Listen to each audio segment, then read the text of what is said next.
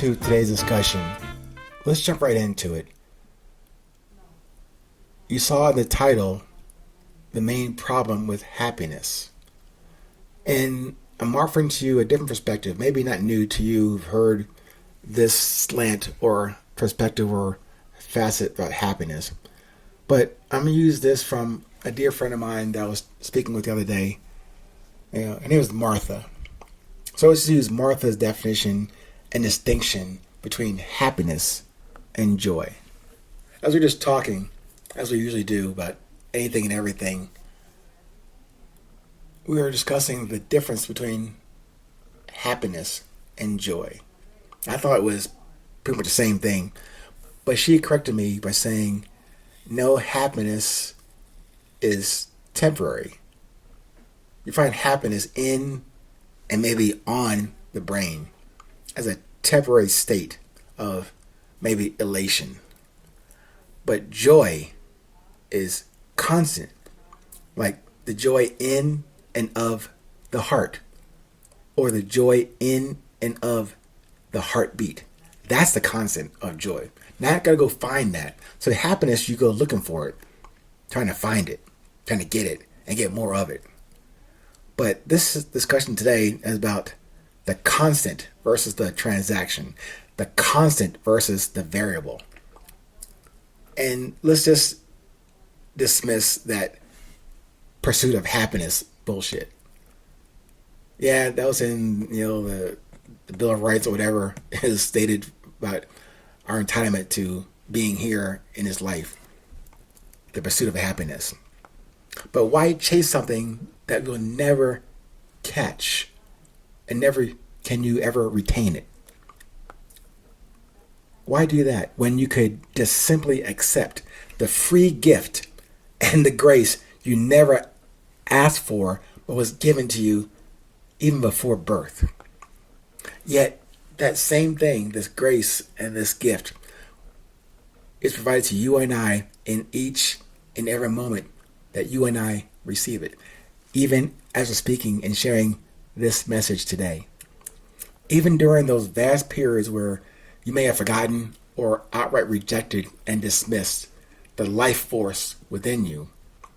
Yeah, that heartbeat thing, that blood, that substance of love, or I call it love as I've come to appreciate it now. I asked that question about the difference between happiness and joy of two separate individuals who don't know each other, and I only know them or knew each of them over a brief period of time. But on the same day, I asked these two separate people who didn't know each other, they offered the same answer. I remained and remain today stunned and shocked by my ignorance of that distinction between happiness and joy. But now I feel educated, I guess you could say empowered on that question. But it's no longer a question going forward. I have found joy now. Although I hadn't defined it or made the distinction between happiness and joy, I now can say with certainty, I have found that joy. And it's interesting that around the same time that revelation came to me, I was listening to a jazz tune around about mid 2022.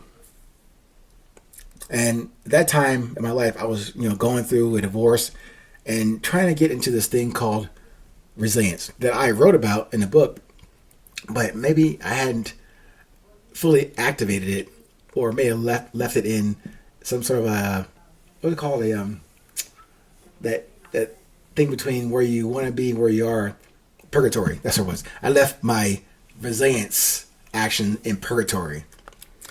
But I found joy not just in that tune I was listening to, that jazz tune by Matthew Halsall from London. I heard that tune, it just sang to me. Not the words, there are no words. The title and the melody was fantastic. But I did find joy finally in that song, maybe as a reminder, an audible reminder, and now forward. because I'd spent so much time looking for it. Joy versus happiness, converging those two terms in one thing for so long. That was out there somewhere that I'll get to it eventually. And then didn't recognize that distinction between joy and happiness. The answer or the approach had been buried within me for a long time. So the quick review.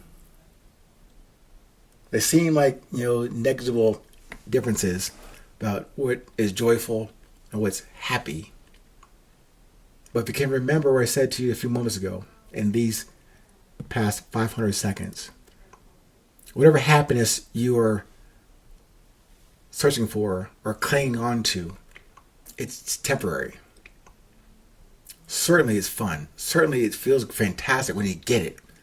But it's fleeting, and it is definitely temporary. Like sex, like a good drink, like a tall glass of water on a very hot day, or some hot chocolate in the middle of December in Chicago. Yeah, it feels great, but it is temporary. And it might lead you to say, well, what is permanent or constant? Better word put. What's constant if happiness is temporary? It is the joy. And you can go buy that from Amazon or have it delivered, by McDonald's. You don't get it there. It's within you already. It's within me already. It's within us from birth. That's part of that connection I keep talking about. That is what connects us more than all the things in the world that separate us. The resilience. And what other resilience example or location could I give you better than the heart? And not just the physical heart in your chest, in my chest. What runs that heart? What inspires that heart? What moves you and I forward into this life that we're still here with things to do, meaning our respective yet collective and complementary purposes, messages, and voices. It is that heartbeat, that sound, that currency. That is what makes us current. That's what keeps us current. The only thing that makes us or leads us to expire beforehand or before our term agreed upon by our Creator with us is our attentiveness, our awareness, our joy that was given to us in that very same place. That heartbeat, that pulse, that blood. We don't create that. We can only produce from that basis. Ignoring that, we ignore why we're here. We can eliminate this main problem with happiness by refocusing, prioritizing where our joy comes from, and remains, regardless of how inattentive we may be each day. But I suggest to myself and then to you that we take our minds away from that. Keep our attention, our observance, and our communication in every moment and every day on that joy. Stay present. Stay current. No matter where you are in this world, to a friend, to a foe, a total stranger. Hey, do you know it is always 820?